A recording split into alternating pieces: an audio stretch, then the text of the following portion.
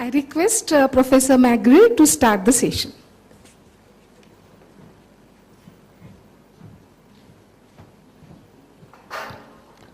On your mark, get set,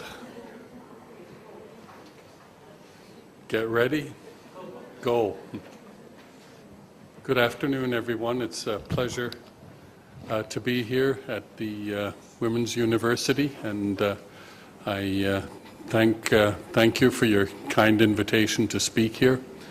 And I'm going to talk today a bit of what's happening in Canada and some of the lessons we've learned, and hopefully you may profit from them, but I don't pretend to know anything about the Indian context. You would have to look at it the way we have it and see for yourselves what would fit in India. I just want to start off showing you a few pictures of where we're coming from in Alberta, in Canada, and it might give you an idea of why I'm here. I'm not doing that this year.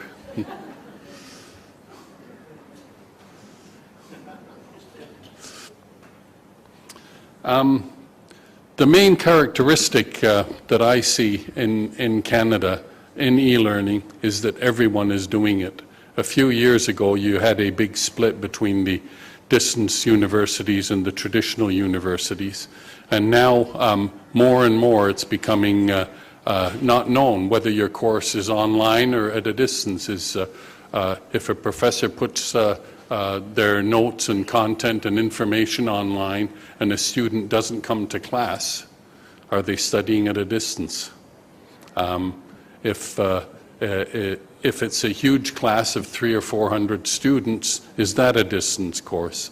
So it's becoming very blurred, and but for sure you would be hard pressed to find courses in Canada that do not have some e-learning aspect to them, even if it's only email and website delivery and things like that. It could be synchronous or asynchronous, and again, with the great advances in teleconferencing now, many courses that previously were just asynchronous have added synchronous components, and synchronous courses have always had some kind of an asynchronous component, even if it means just reading your text at home. So that's teleconferencing is advancing. Self-study with email is still with us, and that's the main distance education that is done by the open universities in Canada. Is simple, send out the material or have them access the material online and then do their assignments, send them in by email or pop them into a box on the website. And there's many different World Wide Web expositions. So where in the world are we? You can see right there where Alberta is, and Athabasca is in the northern part. This is our campus. We don't really have a true campus because we don't have any students there. It's just the administrative center, and the faculty are not there either. The faculty work from home. So this is where all of the administrators work, and it's a small town of 3,500 people. So it's for independent study and call centers, so we have people working at call centers and supporting students who are studying independently.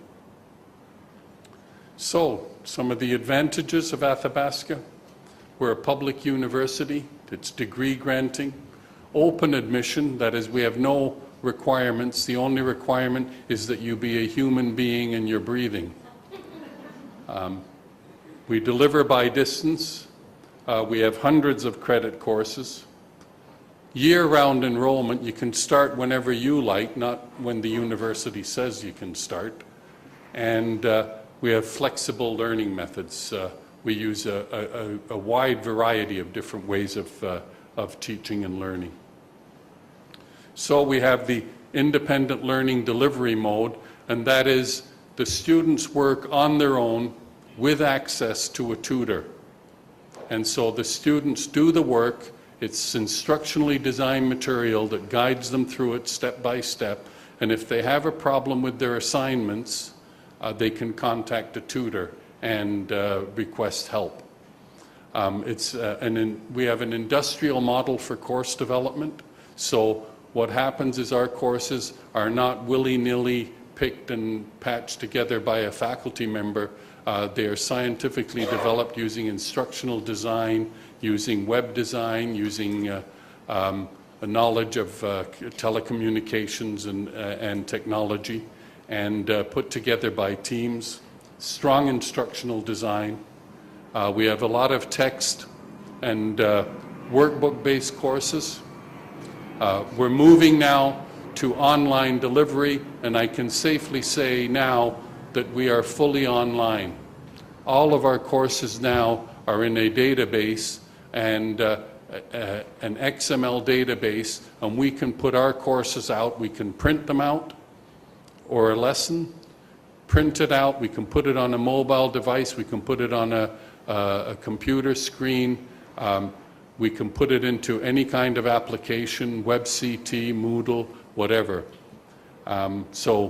We've reached that stage just this year. We have presently email and web communications with 95% of our students. We still have some students without access, and they are generally in prisons. And some of them are in cabins in the far north surrounded by snow with no electricity. But for the vast majority of our students are on the internet. And in 2005, we were the first university in Canada to get United States accreditation. So as our courses are accredited and accepted right throughout the United States.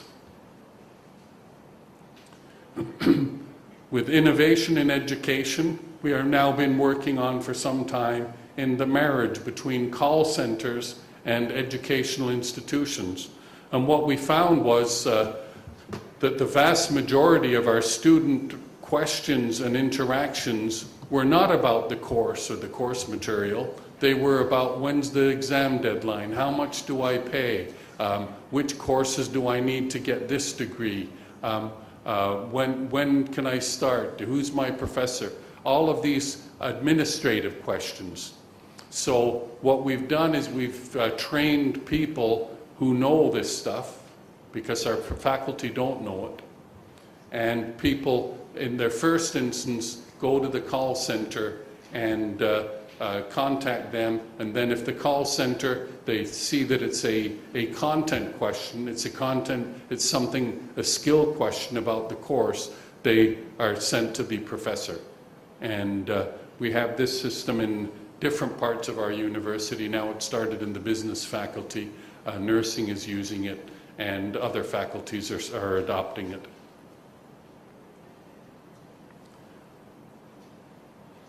And the reason that we feel this is a good way for us to go is people always ask, well, what's your student-teacher ratio? And we can honestly say it's 1-to-1. That when a student has a question, when a student has a problem, they get 1-to-1 interaction with their professor. And so we're not like a traditional university where the ratio is 50-to-1 or 70-to-1 or anything like that. Ours is 1-to-1. I want to go back a few years. We started this EduSource Canada program, which was an early attempt at a Canadian network of learning object repositories. And learning objects are basically open education resources that may or may not be free. The big difference between an open education resource and a learning object is that open education resources are learning objects that are free. And so I just wanted to show that we've been in the open education resource game for many years in Canada. We were among the earliest countries to have major initiatives in learning objects. And the recent phenomenon of massive open online courses, which are scalable courses using the internet. They're interactive, they use automated systems, and they're open to anyone in the world who wants to take them. And this phenomenon again began in Canada with George Siemens and Stephen Downes, University of Manitoba, and the National Research Council. And it's been growing considerably, and this year you could call the year of the MOOC, where some of the big universities in the United States have taken it over, and now it's their idea. So again, point out that back even in the early 2000s, we're pushing for a national grid of learning object repositories. And I still think this is a dream. It's been delayed, and I still think that we can work on it and build it. We are members of the Canadian Virtual University. Of course, the word virtual in English means not a. And this is true about this. This is not a university. It is a consortium of 15 universities across Canada. It's pan-Canadian, goes from one coast to the other. We recognize each other's credits. We share a common database of courses. So students go to the Canadian Virtual University, you can find a huge list of open online courses given by all of these universities. And you could pick one course from one university, another course from another, put them together and get a degree from any one of those universities. We use a common database, and we have campus connections. LoryNet was a successor program to the EduSource, the Learning Object Repository program, and it was a partnership of these universities. And again, it was to build standards for interoperability, and this is very important. The internet is based on standards. Without standards, we can't interchange objects, we can't move things around. And in the educational environment, we need standards. And I do not mean pedagogical standards, that's another issue. I'm talking about technical standards, so as when you produce an open educational resource, it will work on different LMSs or on the web or in different ways. And that's what we're talking about. And LoryNet has been a world leader in pushing forward standards and developing software that adheres to those standards. Newfoundland is our most eastern province, and they've probably been in distance education longer than anyone else in Canada with the Online Learning and Information Network, OLIN. And they started with telemedicine and teleeducation for health back in the 1970s, the early 1970s. In the Maritime region, again, we're in Eastern Canada, major initiatives are from the National Research Council, which has an e-learning research center in New Brunswick, and the Université Sainte-Anne, which is a French-speaking university, delivers distance courses, the Nova Scotia Community College, and in New Brunswick now they have a number of private universities. Fredericton University is one of them, and these are totally online, and they are not public universities, they are for-profit private universities. In Quebec you have a major network, Cognisource, and the Téléuniversité du Québec. And the Téléuniversité du Québec is the leading French-speaking open university in Canada. In Ontario, a number of issues are going. Contact North is a huge network of about 200 sites all across Ontario that supports distance education. So they have local sites in libraries, community centers, all around, and students can go there to take distance education courses. The University of Waterloo and Ottawa are leading deliverers of it, along with the Ontario Technological University. And in Ontario, they have American universities. The University of Phoenix and the DeVries Institute are from the United States. And we even have an Australian university, Charles Sturt University, there now. So there are some foreign universities in Canada working. And the University of Toronto is a major program on accessibility, so building software and learning environments for people with disabilities. In the middle of Canada, Saskatchewan and Manitoba, you have the Inter-Universities North First Nations University and the University of Saskatchewan. In Alberta, we have our university, we have consortia. In British Columbia, of UBC, people are here. Thompson Rivers University has a major open university section to it. And BC Campus is one of the leaders in open education resources in Canada. And they have just worked with their government, and the British Columbia government is the first one in Canada to commit to producing 40 first-year courses, first-year university courses as open educational resources. So it's a major development in leadership in Canada.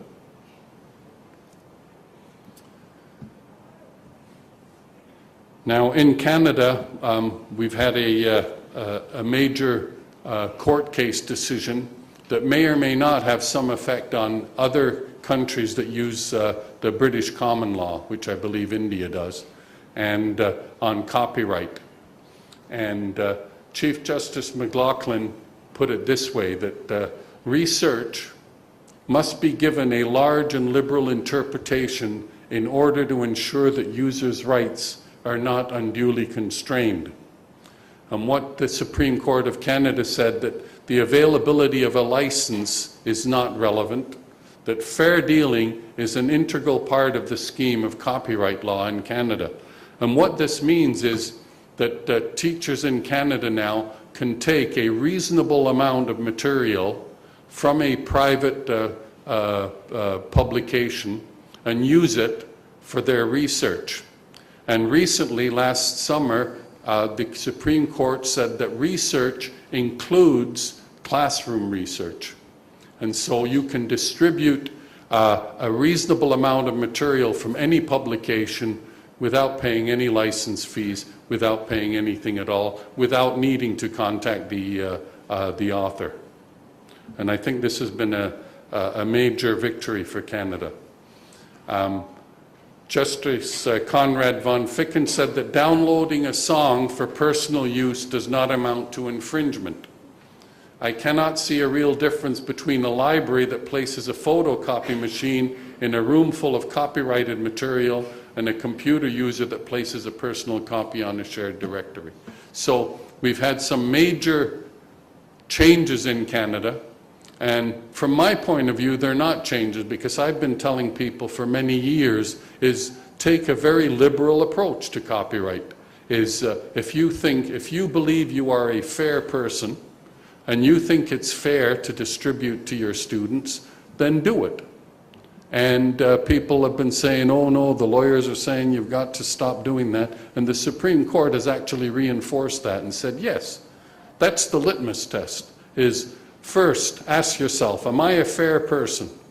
If the answer is yes, then you ask yourself the second question, is this a fair thing to do? To copy some chapters from a book or articles. And if you agree, then it's probably fair. So do it, because the Supreme Court of Canada has said it has to be given a large and liberal interpretation, not a closed and conservative interpretation, a large and liberal one. And I hope that this decision has positive repercussions throughout the Commonwealth, and I think it will. So all of this has led to change in Canada and how we've gone about it and the steps. And I'm going to give you some ideas of the steps we've taken to address change. And one of the first steps is identify the innovators. Find out who they are. Find a high-level champion, and this is really important. You could be beating your head against the wall, but if in your institution there isn't somebody up at the executive level who really supports it, you're really not going to get anywhere. It just doesn't happen. Start one demo project to prove it, that it works. If you're going online, get one course up online, show people that it works and that there's benefit to it. Very important, your first project needs to be top quality. It has to be really good to show them that it's possible. Some of the systemic success factors of any of our projects are here. You need secure funding for the whole project. You should be able to integrate it with face-to-face delivery. You need to build trust, get a buy-in. You don't need everyone to buy in, but you need people, some of the people up top and your colleagues. You need a group to get the buy-in. Don't try to get everybody, it never happens. Collaborate to share costs. Collaborate with others in other institutions, and around the world now you can collaborate to share costs, especially with open education resources. Why develop something at your university when it's freely available on the internet that you can bring to your institution and you can change it however you want? You can alter it. You cannot do that with proprietary content. But with open education resources, you can download it, change it, do what you want with it. The only proviso is that you keep the name of the person who first made it, and you keep it in a file somewhere available online. You need to ensure the relevance of the courses. That is, when you're picking your demonstration courses and you're starting off, don't pick one that's irrelevant. Pick one that's really key and important at that particular time. And publicize the success. Make sure that when it is successful, you make sure that everyone knows about it. And, of course, if you can link it to economic development, all the governments today are on about economic development, and universities have to contribute to economic development. And we have it, the big word, the buzzword in Canada is commercialization. You've got to be able to commercialize. And I notice in Europe they use the term valorization, which is not just commercial, it's also the social good, which we as educators generally support. The key is just do it. Don't study it, don't waste a year studying it and messing around and having discussions and everything else. The one thing we know and we've learned in Canada is the kiss of death to any initiative is when somebody says, we'll discuss it. You know that's the end. That's the end. So the idea is don't discuss it, just do it. You will make mistakes, it won't be perfect, but do it anyway. If you do it, then you've got something.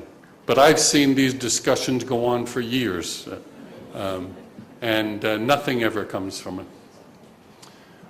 The human success factors. Human skills are first. Not everyone thinks it's the techie skills. No, it's the human skills. How about being nice to people? This is a really important skill. A lot of techie people don't understand that. When I was studying computers, this was back many years ago, 1970s, and I was about 30 years old, and I'd go with my computer program and to the computer guy, who would be a 19-year-old kid, standing there, and he'd say, "Look at you, idiot, there's a comma missing right here, you know, get out of here." And that's what you call not being nice to people.